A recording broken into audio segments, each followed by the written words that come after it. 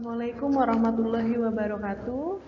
Untuk materi Tarikh Islam kita hari ini, tanggal 26 Februari 2021, Ibu akan menjelaskan mengenai kedatangan Islam di Nusantara. Pertama-tama, sebelum kita mulai belajar kita hari ini, jangan lupa untuk berdoa terlebih dahulu, supaya ilmu yang kita dapatkan hari ini menjadi berkah. Karena siapa yang menempuh jalan untuk mencari ilmu, maka Allah akan mudahkan baginya jalan menuju syurga. Untuk materi hari ini dibagi menjadi 4 bagian.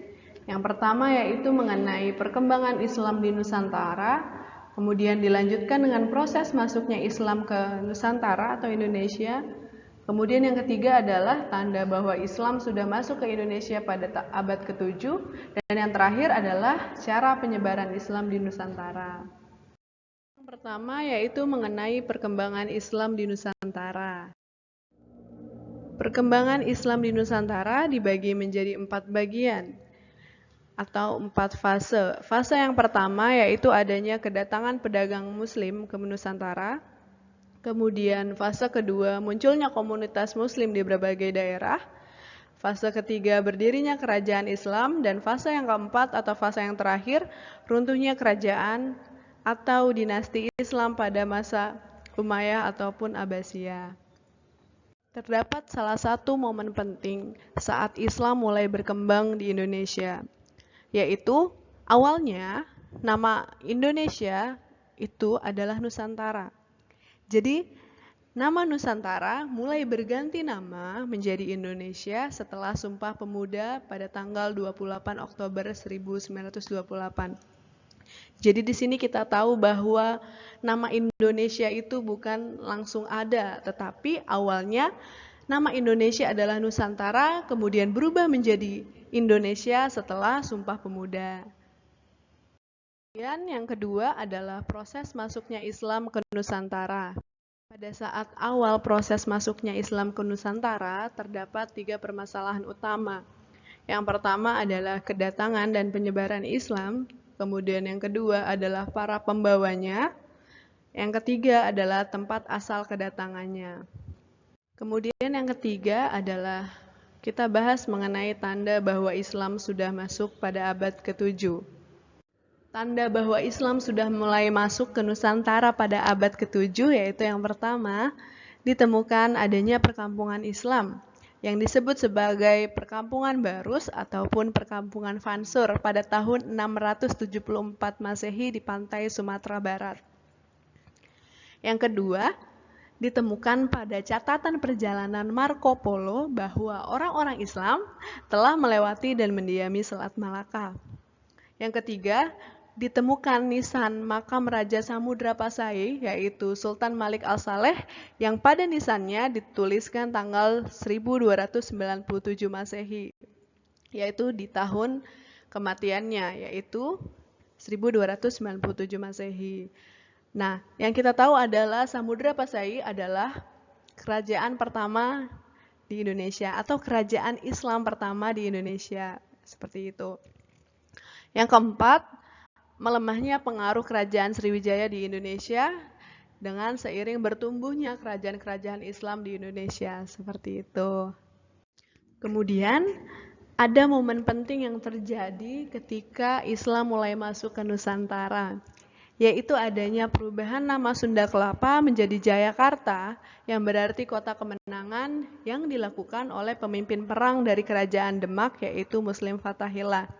Jadi, perubahan nama Sunda Kelapa ini merupakan hasil kemenangan peperangan dari kerajaan Demak dengan kerajaan Sriwijaya di daerah Jakarta atau Jayakarta ya. Sehingga nama Sunda Kelapa yang dulunya diberikan oleh kerajaan Sriwijaya diubah namanya menjadi Jayakarta, yaitu kota kemenangan. Selanjutnya, yang keempat adalah cara penyebaran Islam di Nusantara. Seperti yang kita tahu bahwa agama Islam merupakan agama yang paling banyak pemeluknya di Indonesia. Karena penyebaran dilakukan dengan berbagai cara, diantaranya yang pertama yaitu perdagangan. Nah, perdagangan dilakukan oleh pedagang Muslim karena lokasi Nusantara yang strategis untuk dijadikan jalur lalu lintas perdagangan. Selanjutnya, secara bertahap, agama dan budaya Islam tersebar dari pedagang-pedagang Islam kepada bangsa-bangsa Indonesia. Sehingga proses penyebaran Islam melalui perdagangan sangat menguntungkan dan lebih efektif dibandingkan dengan cara lainnya. Karena penyebaran Islam melalui interaksi antara pedagang dan pembeli ataupun jual beli. Yang kedua, perkawinan. Sebagian para pedagang Islam ada yang menetap di Indonesia dan para pedagang-pedagang ini menikah dengan wanita Indonesia, terutama putra raja ataupun bangsawan. Karena pernikahan itulah, maka banyak keluarga raja ataupun bangsawan yang masuk Islam. Ketika keluarga raja dan bangsawan memeluk agama Islam, akhirnya diikuti oleh rakyatnya. Yang ketiga, yaitu pendidikan. Perkembangan Islam yang cepat menyebabkan munculnya tokoh ulama yang menyebarkan Islam melalui pendidikan dengan mendirikan pondok-pondok pesantren. Nah, seperti yang kita tahu bahwa pesantren adalah tempat pemuda ataupun pemudi untuk menuntut ilmu yang berhubungan dengan agama Islam. Setelah pemuda atau pemudi tersebut selesai belajar dari pesantren, akhirnya mereka kembali ke lingkungan rumah ataupun masyarakat sekitar, hingga akhirnya mereka dapat menyebarluaskan agama Islam ataupun ilmu-ilmu pada agama Islam kepada masyarakat sekitar. Kemudian yang keempat adalah politik. Seorang raja mempunyai kekuasaan yang besar dan memegang peranan penting dalam proses penyebaran agama. Jika raja memeluk agama Islam, maka rakyatnya akan mengikuti rajanya untuk memeluk agama yang sama. Kemudian, yang kelima adalah dakwah. Dakwah dilakukan oleh mereka yang memegang peranan penting di kalangan masyarakat seperti Wali Songo.